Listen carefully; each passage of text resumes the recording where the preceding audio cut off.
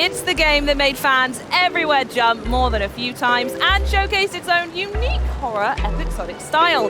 Here to show us what Alan Wake has been up to these last 13 years are two of the minds behind its sequel from Remedy Games, writer and creative director Sam Lake and game director Kyle Rowley. Welcome to you both. First off, how are you? Are you well? Thank you. Thank you. Great Gamescom. Yeah. Very happy to be here. Yeah. Given that Alan Wake's journey began with Xbox. There and we go, Microsoft. back on the green carpet, chatting about it again.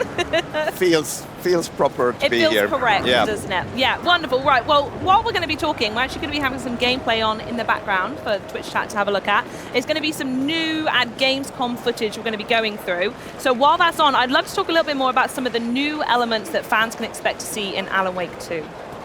Sam, you want to start?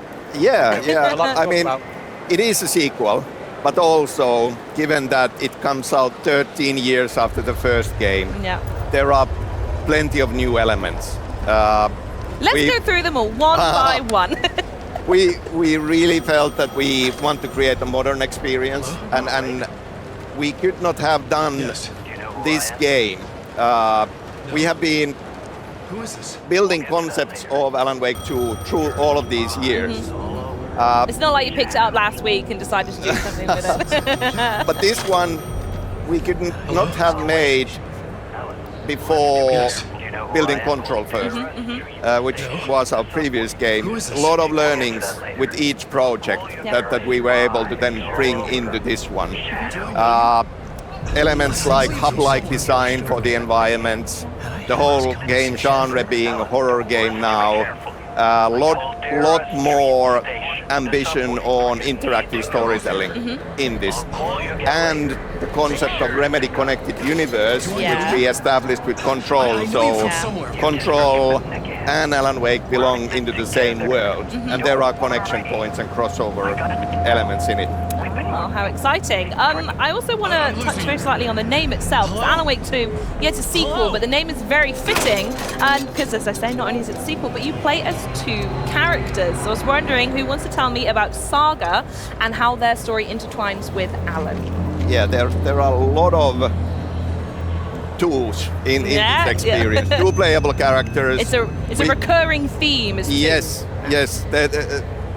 Alan Wake, of course, but then our new Remedy hero character, FBI agent Saga Anderson, who comes in and the player with her comes into this experience playing Saga.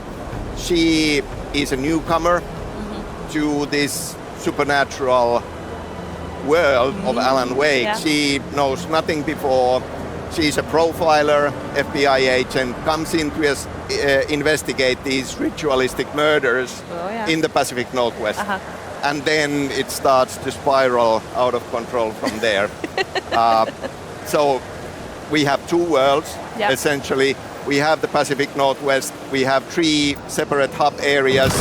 The small town of Bright Falls, the majestic Cauldron Lake, this Caldera Lake, and the surrounding forests, and then the neighboring town of Watery. And you get to explore all of these hub areas. I love that you're describing them as these beautiful places to go check out. They're going to be horrific naturally, right? It's a wonderful place to go on a vacation. I don't think you're telling me the truth at all. I think we had in the art direction Bible, we said terrifyingly beautiful was one of the things that we were kind of like talking about. Well, once again, kind of two extremes coming together. The juxtaposition of it Exactly, like us on stage. Exactly, I mean, you're doing it right now. I mean, exactly. I feel like I should have put a tie on. All carefully considered. The theme that runs through the whole of our lives, I think. But yeah, like a lot of duality, light and darkness, obviously at the very core of Alan Wake experience. You use light as safety and as a weapon, and the supernatural darkness is your enemy.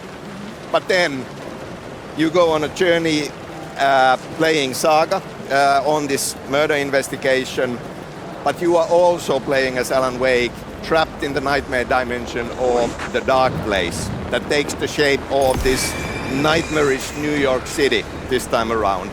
And that's one big hub of its own where we are unlocking new areas for you to explore as you progress. So these exist side by side, and you are able to choose and hop between them as you want. going through this experience. And you're not just knowledgeable as the creative director, I guess, Sam, but you're in the game as well, right? I guess so. Yeah, I think you are a little bit. Yeah, I have to say, like, it's teamwork and it's collaboration more than anything, as always making video games is, but wanting to make this game so long, and it's kind of very special to me. I just felt that I want to go all in. Yeah. So we are. So was it you that stepped forward and said, "Can I be in the game, please?" We are co-directing with Kyle. I'm co-writing the story and the screenplay, and yes, I'm acting as Alex Casey, who is Saga's FBI partner, but also a fictional character that Alan Wake used to write about for years and years. Oh, very smart. But I'm doing half of the performance, really. I'm the physical actor. You're just doing one arm and a leg. And yes, yeah. Exactly. And the hair. And the wonderful James McCaffrey is the voice of Alex Casey. Nice. Okay, I'm looking to see how that plays out. I don't know if you've had a moment though. I keep looking in chat, and chat is absolutely so excited for this game. Sweet Tooth, they're saying almost as beautiful as me. Sweet Tooth, I bet you're gorgeous. Are you as gorgeous as Alan Wake? I don't know. The next question I want to ask, completely distracted there, sorry, is I want to know more. You mentioned more about the horror element that you're leaning into, and Remedy have really gone into this not just survival game, but a survival horror game. What does that mean? Over to you. Yeah, over to me. Yeah, I mean, that all started from us looking back at, Alan Wake 1, what we as the team kind of really liked about Alan Wake 1. so distracted. He's just loving his coffee or whatever he's drinking in there. So we're looking back at Alan Wake 1 and, what did we like? What did we think we could improve upon? And one of the things that we kind of came to a conclusion of quite quickly was that we just come off making Max Payne when we did Alan Wake 1, so we're kind of very good at making this kind of fast-paced action gameplay. But the story we were telling was a bit more on psychological horror style. So for this one, we really wanted to make sure that those two elements, the story and the gameplay, were kind of really connected. So creating a more cohesive experience. So that kind of led us to the idea of, okay, why don't we make this like a survival horror game? And instantly when we were talking about that, we were like, wait a minute, we should have done this to begin with. Yeah. You were scared before, wait until this. Yeah, exactly. But survival horror, I think, with the type of stories that we like to tell, and the skills that we feel like we're very good at the studio, like world building and building a sense of place and atmosphere. I think that the horror genre in general, we feel like that's a kind of perfect fit for us as a studio. And then on top of that genre as a whole, it kind of allows us to kind of slow the gameplay down. We can focus more on the world. We can focus more on the environments and the environmental storytelling. And then we can use kind of like that atmosphere to kind of build a sense of dread or a sense of threat as you're kind of progressing through the game. So for us, it just felt like a very natural fit. And then, I think that fight with light that kind of Sam was talking about before, light versus darkness, those kind of core themes just fit inside the horror genre very well. And, from a gameplay perspective, we tried to, it's still a sequel to the first game which we made, so we still wanted to keep that, fight with light concept in there. But we've slowed the gameplay down a bit more. Enemies are more threatening, they have more presence, there's less of them, you're fighting less of them throughout the course of the game. But yeah, it just felt like a very nice fit. I like the way there's lots of different elements to play, and this, you mentioned before the control connection with the universe as well. Is there anything more you can share with that universe connection and how they play together? Yeah, the way we are approaching games now with Remedy Connected Universe is that it is very, very important for us to create, each game is a world of its own. These are big things.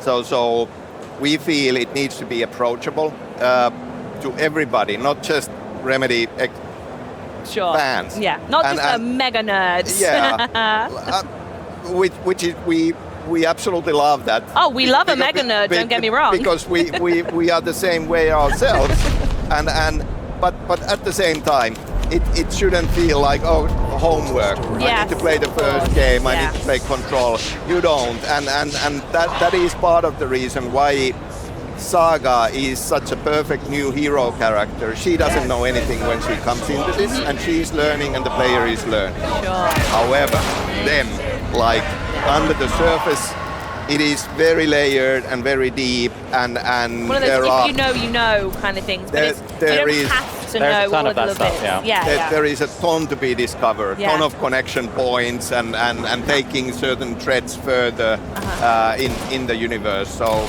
yeah.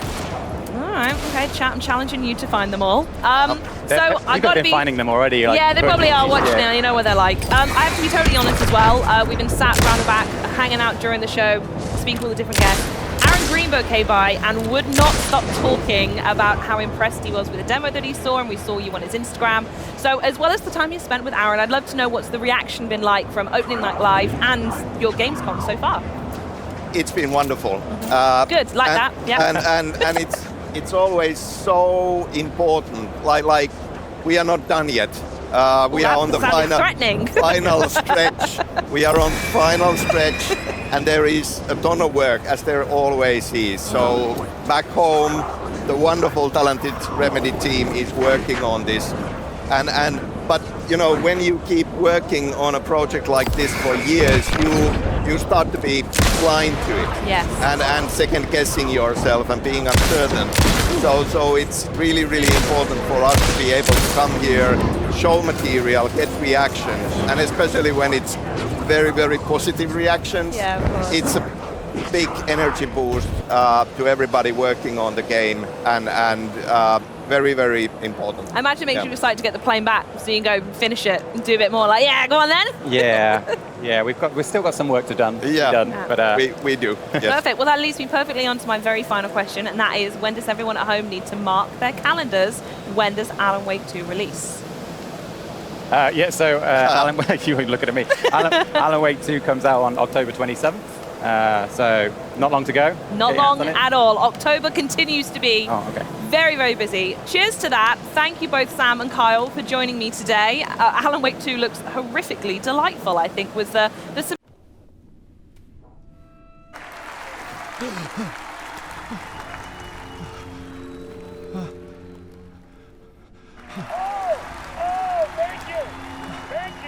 Thank you. Welcome. We have a great show for you here tonight. Alan Wake is here. Alan, one of my all-time favorite writers and guests on the show. He's here to talk about his latest book. And as usual, our house band, the Old Gods of Asgard, is here. Take it away, you crazy Vikings! On a talk show tonight. Waking up in places with no memory of how I'd gotten there. It was out of control. I didn't need another mugshot in the fucking tabloids. Had I already done the show?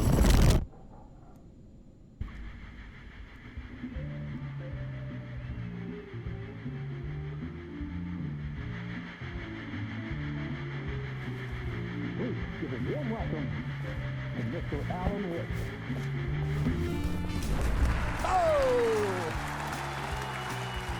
Alan! Good to see you, Alan. Great to see you. Welcome back to the show. Come on, sit down.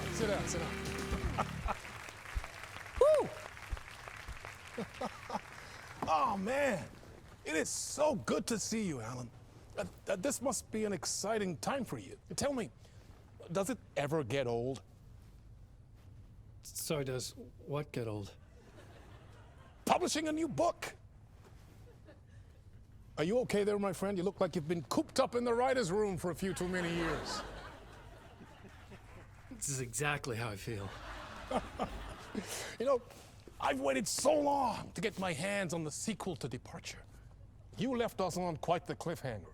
We've all been dying to know what "it's not a lake, it's an ocean" really means. You and me both. Well, our wait is over. Your new book, Initiation, hits the shelves tomorrow. What? That's exactly what every reader will be asking.